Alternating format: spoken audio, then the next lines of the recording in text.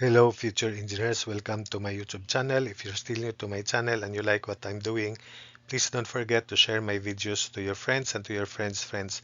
That's one way you can keep me going, inspired and refreshed. Now, if you find my videos interesting and important to your studies, also please don't forget to subscribe. Problem 94. A Venturi meter is oriented so that the flow direction is vertically upward. The inlet diameter is 300 millimeters, while the throat diameter is 150 millimeters. If water is flowing and the deflection of mercury is 357.5 mm, determine the flow rate if the vertical distance between the inlet and throat sections where the ends of the differential manometer are tapped into the walls is 750 mm. And part 1, ideal conditions are considered or head losses are neglected. Then head losses are 150 mm of water for part 2 and calculate the corresponding meter coefficient. So for the solution, let's have the figure as our guide in answering the questions in this problem. So this is the Venturi meter and we have mercury here, and let's call this the inlet section as point 1, the throat section as point 2. And we I already derived the formula for the theoretical and actual discharge through the meter, and all you have to do is recall those formulas. So for the theoretical discharge, it is pi over 4 square of the diameter at section 1, diameter 2 square, then square root of 2g small h all over diameter 1 to the 4th minus diameter 2 to the 4th. So this is 300 mm, diameter 1, diameter 2, 150 mm. So for the formula, we have water that is flowing. So Q theoretical is pi over 4 diameter 1 square times diameter 2 square, square root of 2g h over diameter 1 to the 4th minus diameter 2 to the 4th. And the value of h is for any orientation of the Venturi meter, it is equal to the difference in the pressure head and elevation head at 1 and 2. So that is H equals P sub 1 over gamma of flowing liquid, which is in this case water, minus plus elevation head Z1, which is 0 in this case, minus pressure head at point 2, quantity pressure head at point 2 plus elevation head at point 2. And in general, it is equal to the quantity specific gravity of the manometer liquid, which is in this case mercury, divided by specific gravity of the flowing fluid, which is in this case water, minus 1 times z. So H is P sub 1 over gamma of water, of fluid that is flowing, plus Z sub 1 minus quantity pressure head at point 2 plus elevation at point 2, which is specific gravity of manometer liquid over specific gravity of flowing liquid or flowing fluid, minus 1 times Z. So let's compute H. It is equal to 13.6 over 1 minus 1 times Z, which is in this case 0.3575. So solving, H equals 4.50445 meters, and we substitute into this equation here. Q theoretical equals pi over 4 times zero point 0.3 square times zero point 0.15 square, square root of 2 times 9.81 or 19.62 times 4.5045 all over 0.3 to the 4th minus 0.15 to the 4th. So theoretical discharge in cubic meter per second is equal to 0.1716 cubic meter per second. For part B, head losses are 150 mm of water. So we have the same formula. We just replace small h by quantity small h minus the head loss, which is 0.15 meter. So actual discharge pi over 4 diameter 1 square times diameter 2 square, square root of 2g quantity h minus head loss all over diameter 1 to the 4th minus diameter 2 to the 4th. So Q equals pi over 4 times 0.3 square times 0.15 square, square root of 2 times g times 4.5045 minus 0.15 all over 0.3 to the fourth minus 0.15 to the fourth. So the actual discharge can now be computed, and it is 0.1687 cubic meter per second. Then for part 3, the corresponding meter coefficient, this is the ratio of the actual to the theoretical discharge, and it is also square root of H minus head loss all over H. So C is Q actual over Q theoretical. It is also square root of small h minus head loss over H. So substituting 0.16870 over 0.17158, this is the value of the theoretical discharge to 5 significant figures.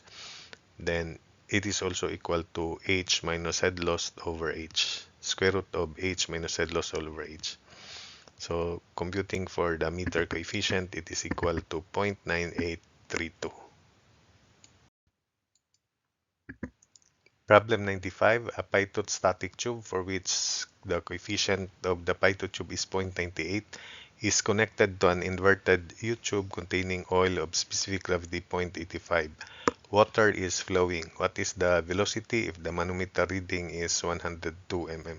So for the solution, let's have the figure as our guide in solving this problem.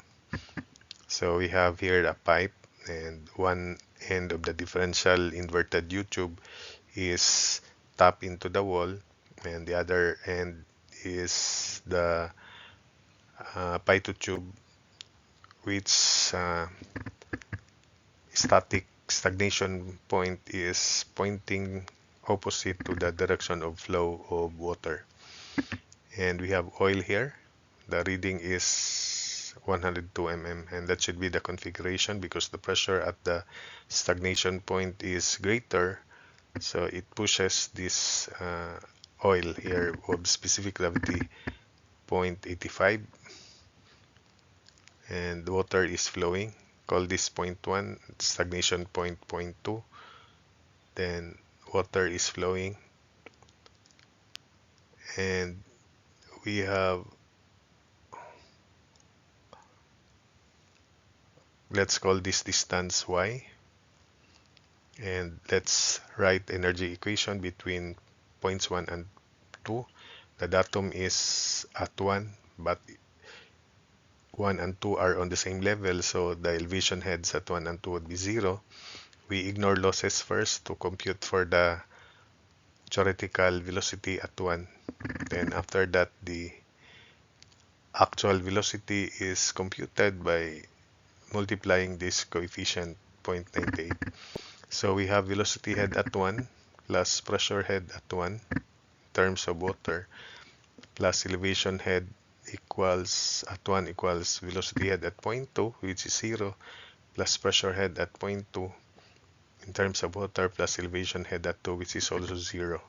So substituting, so remember this is oil, and we have velocity head at 1 plus pressure head at 1 in terms of water plus 0 equals 0 plus pressure head at 0.2 in terms of water plus 0. So velocity head at 1 is equal to the difference in pressure head between points 2 and point 1. So to determine the difference in pressure between 1 and 2 or 2 and 1, we sum up pressure from point 2, go up, then down to 1. So we have P sub 2 minus specific weight of water times quantity Y plus Z. Then we jump across to this point, then plus specific weight of oil times Z. Then we go down farther, plus specific weight of water times Y, then equals pressure at 1. So we cancel out negative specific weight of water times Y and specific weight of water times Y. So P sub 2 minus P sub 1 is equal to gamma of water. So let's expand first. P sub 2 minus gamma of water Z, because negative gamma of water Y is cancelled. Then plus gamma of oil times Z equals P sub 1.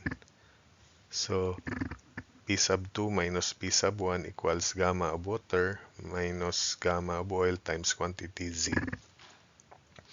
We then divide everything by specific weight of water. So pressure head at point 2 in terms of water minus pressure head at 1 equals quantity 1 minus specific weight of oil over specific weight of water times Z. But the specific weight of oil divided by specific weight of water is specific gravity of oil.